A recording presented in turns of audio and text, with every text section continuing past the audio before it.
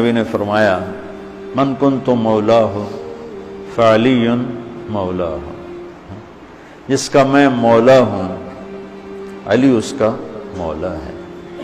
اور یہاں مولا سے مراد دوست نہیں ہے، یہ ہم دوست کا ترجمہ کرتے ہیں آقا، سردار، جس کا میں سردار ہوں علی اس کے سردار ہیں۔ مشہور زمانہ حدیث مبارکہ کا جو ایک چھوٹا سا حصہ ہے من کنت مولاہ فعلی مولاہ، اس میں لفظ مولا کے بارے میں ہم آج عرض کرنا چاہتے ہیں۔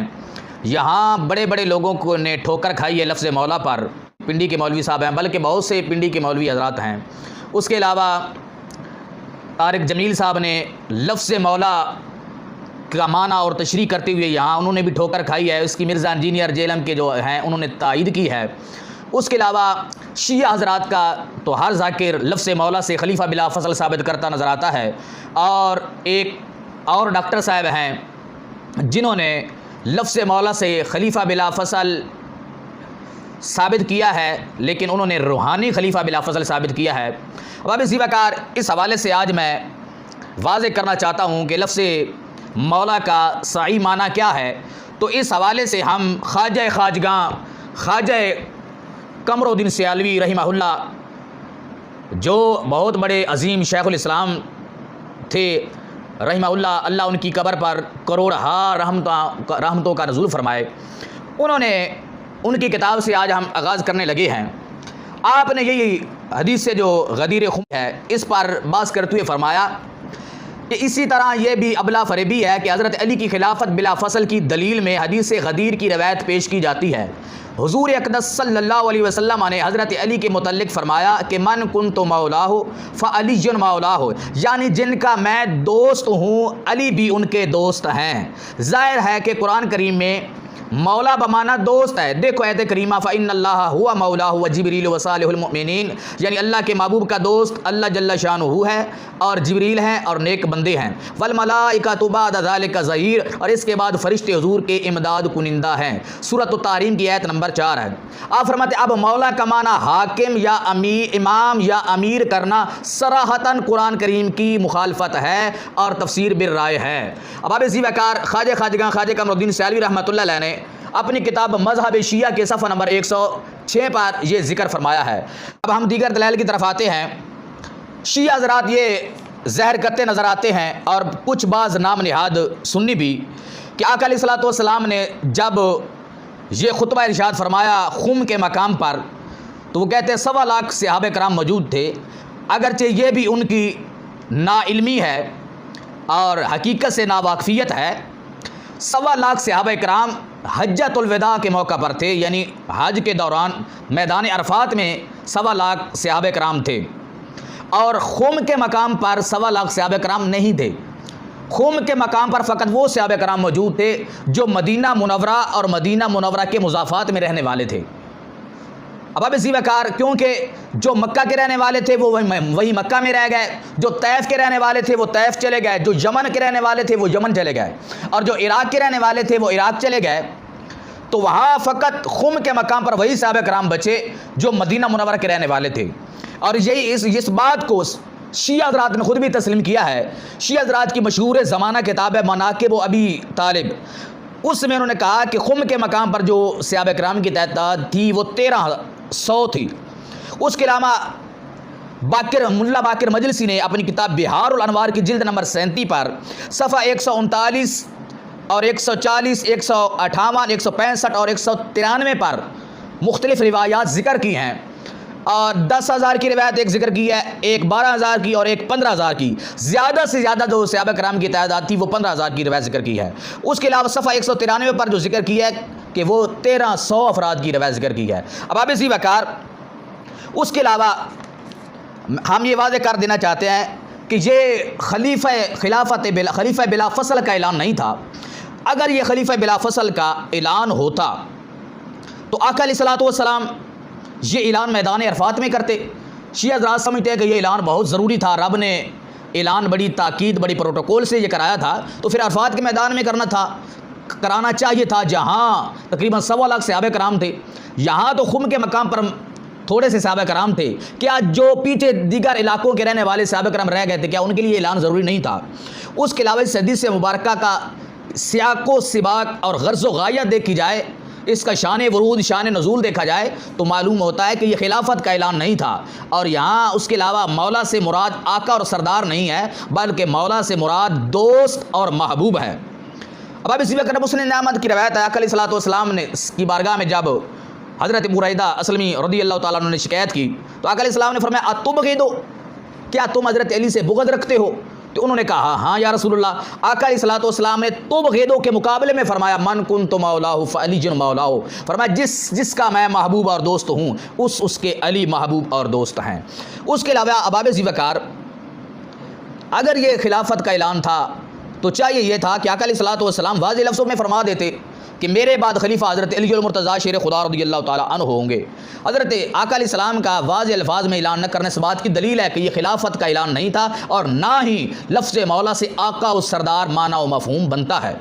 اب ذی وقار اس کے علاوہ اگر یہ خلافت کا اعلان تھا تو جب حضرت ابوبکر صدیق رضی اللہ تعالیٰ عنہ کی صحابہ کرام بیعت کر رہے تھے، اس وقت صحابہ کرام نے اس حدیث سے مبارکہ کو اور اس آقا علیہ السلام کے اعلان کو واضح کرنا تھا کہ خلافت کا اعلان تو سرکار حضرت علی المرتضیٰ شیر خدا کی کا کر چکے ہیں، اب آپ اے ابو بکر صدیق آپ کیوں بیعت کرا رہے ہیں یا آپ کی بیعت کیوں لوگ کر رہے ہیں؟ اگر صحابہ کرام نے اظہار نہیں کیا تھا تو علی المرتضیٰ شیر خدا رضی اللہ تعالیٰ عنہ خود ہی اعلان فرما دیتے کہ میری خلافت کا اعلان تو خم کے مقام پر ہو چکا ہے۔ اب آپ ذی وقار شیعہ حضرات کی یہ کتاب میرے ہاتھ میں نہج البلاغہ خطبہ نمبر 5 ہے، نہج البلاغہ صفحہ نمبر 76 ہے۔ جب آقا علیہ الصلوۃ والسلام ظاہری دنیا سے تشریف لے گئے تو حضرت عباس اور حضرت ابو سفیان حضرت علی المرتضیٰ شیر خدا رضی اللہ تعالیٰ عنہ کی بارگاہ میں آئے اور آ کے عرض کی کہ ہم آپ کی بیعت کرنا چاہتے ہیں۔ اب آپ ذی وقار آپ نے فرمایا کہ خود کو محفوظ کر لو، فتنوں سے خود کو بچا لو، اور آگے فرمایا اس وقت طلب خلافت کے لیے کھڑا ہونا یہ ایک گندلا پانی اور ایسا لقمہ ہے جو کھانے والے کے گلو گیر ہو کر رہے گا، پھلوں کو ان کے پکنے سے پہلے چننے والا ایسا ہے جیسے دوسروں کی زمین میں کاشت کرنے والا۔ آپ فرماتے کہ اس وقت خلیفہ کے لیے خود کو کھڑے کرنا یہ پھلوں کو پکنے سے پہلے حاصل کرنا ہے، کیونکہ ابھی خلافت کا وقت تو حضرت ابوبکر صدیق کی خلافت کا وقت ہے، ہم اپنے وقت سے پہلے خلیفہ بننے کا اعلان نہیں کر سکتے۔ اب آپ ذی وقار اس کے علاوہ خطبہ نمبر 37 پر بھی اس بات کی دلیل موجود ہے، خطبہ نمبر 37 ہے اور صفحہ نمبر 128 ہے۔ حضرت علی المرتضیٰ فرماتے ہیں فَنَظَرْتُ فِي أَمْرِي فَإِذَا طَاعَتِي قَدْ سَبَقَتْ بَيْعَتِي وَإِذَا الْمِيثَاقُ فِي عُنُقِي لِغَيْرِي، فرمایا جب میں اپنے معاملہ میں یعنی خلافت کے معاملہ میں غور و فکر کیا تو یہ بات سبقت لے گئی کہ مجھے اپنی بیعت کی بجائے اپنے غیر کی بیعت کرنی چاہیے، یعنی حضرت ابوبکر صدیق رضی اللہ تعالیٰ عنہ کی بیعت کرنی چاہیے، کیونکہ اسی کا میرے ساتھ وعدہ ہے جو میرے گلے میں ہے۔ اب آپ ذی وقار حضرت علی المرتضیٰ شیر خدا رضی اللہ تعالیٰ عنہ کا حضرت ابوبکر صدیق کی بیعت کرنا اس بات کی دلیل ہے کہ من کنت مولاہ فعلی مولاہ میں خلافت کا اعلان نہیں تھا، اس میں اعلان تھا فقط دوستی اور محبوب ہونے کا۔ اس کے علاوہ جب حضرت عثمان غنی رضی اللہ تعالیٰ عنہ کی بیعت کا معاملہ آیا تو خود شورا میں حضرت علی المرتضیٰ شیر خدا شامل ہے۔ اگر مولا بمانا خلیفہ بلا فصل ہونا تھا تو وہاں کہہ دیتے کہ سرکار خم کے مقام پر میری خلافت کا اعلان کر چکے ہیں۔ حضرت علی المرتضیٰ شیر خدا کا اس وقت یہ نہ فرمانا، استدلال نہ کرنا اس بات کی دلیل ہے مولا میں خلیفہ بلا فضل ہونے کا اعلان نہیں تھا۔ اب آپ اسی وقار اس کے علاوہ جو حدیث مبارکہ کے آگے والے الفاظ ہیں اللہم والی من والاہ وآدی من آداہ، یہ بھی الفاظ اس بات پر دلالت کرتے ہیں کہ وہ خلافت کا اعلان نہیں تھا، بلکہ مولا بمانا دوست اور محبوب اور مددگار کے ہے۔ یہ جو آگے والے الفاظ ہیں یہ صحیح ابن حبان کی جلد نمبر 15 ہے، صفحہ نمبر 375 ہے، اور حدیث کا نمبر ہے 6931۔ یہاں موجود ہے اس حدیث کے تحت کہ رجالہ ثقاتن، اس کے تمام راوی ثقہ ہیں، اور المستدرک علی الصحیحین کی جلد نمبر 5 ہے اور صفحہ نمبر 1722 ہے، اور حدیث کا نمبر ہے 4576۔ وہاں بھی کہا گیا کہ یہ حدیث صحیح ہے، شیخین کی شرط پر ہے۔ اس کے علاوہ مجموع زوائد کی جلد نمبر 9 اور صفحہ نمبر 128 اور حدیث کا نمبر ہے 14610 اور 14612، اور بھی کافی آگے روایات ذکر کی گئی ہیں، وہاں بھی اس روایت کو صحیح کہا گیا ہے۔ اس کے علاوہ شیعہ حضرات کی کتاب رجال کشی کی صفحہ نمبر 139 پر بھی یہی الفاظ موجود ہیں۔ اب آپ ذی وقار یہاں ان الفاظ سے واضح ہوتا ہے، سرکار فرمایا اللہ موالی من والا ہو و آدی من آدا ہو، یہاں لفظ مولا دشمن کے مقابلے میں استعمال ہوا ہے، اور دشمن کا الٹ اور دشمن کا مقابل محبوب اور دوست ہوتا ہے۔ ان الفاظ سے بھی واضح ہو گیا کہ لفظ مولا کا معنی دوست اور محبوب ہے، نہ کہ حاکم اور سردار اور آقا ہے۔ اب آپ اسی بکار اس کے علاوہ سورۃ التحریم میں دیکھا جائے تو یہی لفظ مولا استعمال ہوا ہے۔ سورۃ التحریم کی آیت نمبر 4 ہے، اللہ تعالیٰ نے ارشاد فرمایا فَإِنَّ اللَّهَ هُوَ مَوْلَاهُ وَجِبْرِيلُ وَصَالِحُ الْمُؤْمِنِينَ وَالْمَلَائِكَةُ بَعْدَ ذَلِكَ ظَهِيرٌ۔ فرمایا اپنے محبوب کے بارے میں اللہ تعالیٰ نے ارشاد فرمایا کہ محبوب علیہ السلام کا اللہ مولا ہے، جبریل مولا ہیں، اور ایمان والے مولا ہیں، اور ملائکہ مولا ہیں۔ اگر یہاں مولا سے خلیفہ بلا فصل لیا جائے تو کیا اللہ خلیفہ بلا فصل ہے؟ پھر جبریل خلیفہ بلا فصل ہیں، اور ایمان والے خلیفہ بلا فصل ہیں، اور آقا بھی نہیں لے سکتے۔ کیا جبریل آقا علیہ السلام کا آقا ہے، یا ایمان والے آقا علیہ السلام کے آقا ہیں، یا فرشتے آقا علیہ السلام کے آقا ہیں؟ معلوم ہوا کہ مولا یہاں بھی دوست اور محبوب کے معنی میں استعمال ہوا ہے۔ اس کے علاوہ سورۃ محمد کی آیت نمبر 11 میں فرمایا ذالک بان اللہ مولا الذین آمنوا وان الکافرین لا مولا لهم۔ فرمایا بے شک اللہ ایمان والوں کا مولا ہے اور کافروں کا مولا نہیں ہے۔ یہاں بھی واضح ہوتا ہے کہ لفظ مولا محبوب، دوست اور مددگار کے معنی میں استعمال ہوا ہے۔ ایمان والوں کا اللہ مولا ہے اور کافروں کا مولا نہیں ہے۔ اگر حاکم معنی لیا جائے تو جس طرح اللہ ایمان والوں کا حاکم ہے، اس طرح کافروں کا بھی حاکم ہے۔ کافروں کا حاکم ہے لیکن کافروں کا محبوب نہیں ہے، کافروں کا دوست نہیں ہے۔ حاکم تو رب ہے۔ اس کے علاوہ سورۃ الحدید کی آیت نمبر 15 ہے، وہاں فرمایا مأواکم النار ہی مولاکم وبئس المصیر۔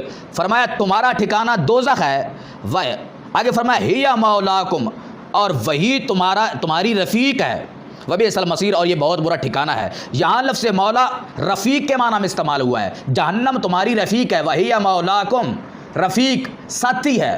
اب آپ اسی وقت معلوم ہوا کہ لفظ مولا دوست اور محبوب کے معنی میں ہے۔ اس کے علاوہ بخاری شریف کی حدیث سے بخاری شریف میں حدیث ہے، حدیث کا نمبر ہے 2699، اور شیعہ حضرات کی کتاب بہار الانوار کے صفحہ نمبر 393 پر روایت موجود ہے۔ حضرت زید رضی اللہ تعالیٰ عنہ سے سرکار صلی اللہ علیہ وسلم نے فرمایا انت اخونا و مولانا، تم ہمارے بھائی ہو اور ہمارے مولا ہو۔ کیا حضرت زید آقا علیہ السلام کے آقا تھے؟ نہیں، دوست اور محبوب تھے۔ اس لیے سرکار فرمایا انت مولانا، تم ہمارے مولا ہو، تم ہمارے محبوب ہو، تم ہمارے دوست ہو۔ آقا کا معنی یہاں بھی نہیں لیا جائے گا۔ معلوم ہوا کہ آقا والا معنی لینا یہ جائز نہیں ہے۔